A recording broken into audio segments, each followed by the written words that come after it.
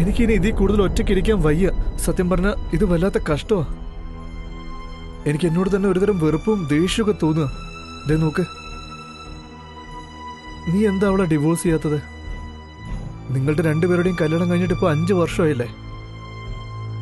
ഇങ്ങനെയൊക്കെ ആവുന്ന അറിയാമായിരുന്നെങ്കിൽ ഞാൻ നിന്നെ അവളെ കല്യാണം കഴിക്കാൻ സമ്മതിക്കില്ലായിരുന്നു.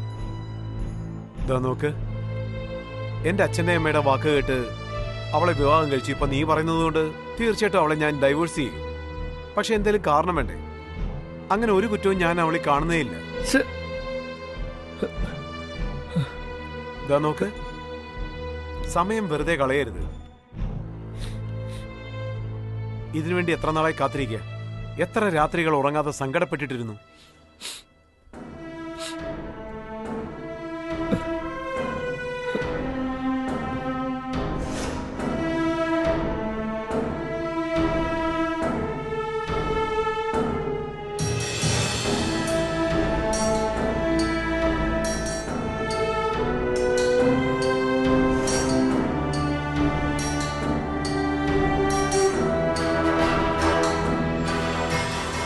അവൻ കല്യാണം കഴിക്കില്ല. അവന്റെ ഫസ്റ്റ് ലവ് അവന് ഒരിക്കലും മറക്കാൻ പറ്റില്ല. അതൊരിക്കലും നടക്കില്ല. അവക്ക് കല്യാണമായി. അവിടെ കുടുംബത്തിലുള്ളവര് അവളെ നിർബന്ധിച്ച് മറ്റൊരു കല്യാണം കഴിപ്പിച്ചു വിട്ടു. അവളും വേറെ മാർഗമൊന്നും ഇല്ലാത്തതുകൊണ്ട് ആ കല്യാണത്തിന് സമ്മതിച്ചു.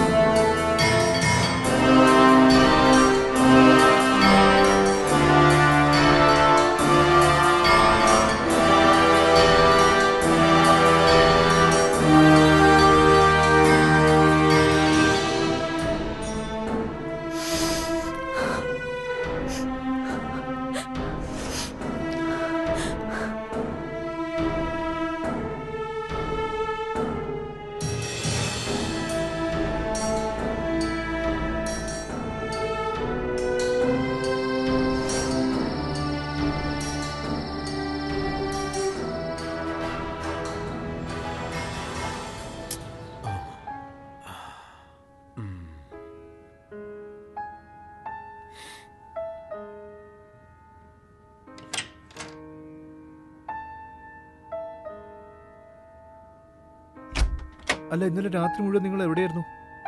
അവൻ രാത്രി മുഴുവൻ നിങ്ങളെ കാണാതെ ടെൻഷനായിട്ട് ഉറങ്ങിയിട്ട് പോലുമില്ല. ഇത്ര നേരം നീ എവിടെയായിരുന്നു? ഫോൺ സ്വിച്ച് ഓഫ് ആയിരുന്നു. നീ ഇന്ന് ഓഫീസിൽ പോയില്ലേ? ഞാൻ എൻ്റെ പഴയൊരു സുഹൃത്തിനെ കാണാൻ പോയിരിക്കുകയായിരുന്നു. എൻ്റെ എക്സ് ബോയ് ഫ്രണ്ട്. അവൻ ജാപ്പനീസ് ഡെലിക്കേറ്റിനെ മീറ്റ് ചെയ്യാൻ വേണ്ടി ഇവിടെ വന്നിരുന്നു. അവൻ അവിടെയാണ് സെറ്റിലായിരിക്കുന്നത്. അവൻ്റെ കമ്പനിയിൽ എനിക്ക് നല്ല ശമ്പളത്തിലൊരു ജോലി തരാമെന്ന് പറഞ്ഞു. അതില്ലാതെ അവൻ മറ്റൊരു ഓഫറും തന്നു. വേണമെങ്കിൽ ഒന്നിച്ച് ജീവിക്കാമെന്നും പറഞ്ഞു. പക്ഷേ ഞാൻ ആദ്യം വേണ്ടെന്നാണ് പറഞ്ഞത്. പിന്നെ കുറെ ആലോചിച്ചതിന് ശേഷം ഞാൻ അതിന് സമ്മതിച്ചു. അവൻ താഴെ എനിക്ക് വേണ്ടി കാത്തിരിക്കുക. നീ എന്താ സംസാരിക്കുന്നതെന്ന് അറിയാവോ? നന്നായിട്ടറിയാം. വളരെ ആലോചിച്ചതിന് ശേഷം ഇങ്ങനൊരു തീരുമാനം എടുത്തത്. ഇതാണ് നിങ്ങൾക്ക് രണ്ടുപേർക്കും വളരെ നല്ലതെന്ന് തോന്നുന്നു. അപ്പോയിന്റ്മെന്റ് ലെറ്റർ കയ്യിൽ കിട്ടിയ ഉടനെ തന്നെ ഞാൻ വിസയ്ക്ക് വേണ്ടി അപ്ലൈ ചെയ്യും.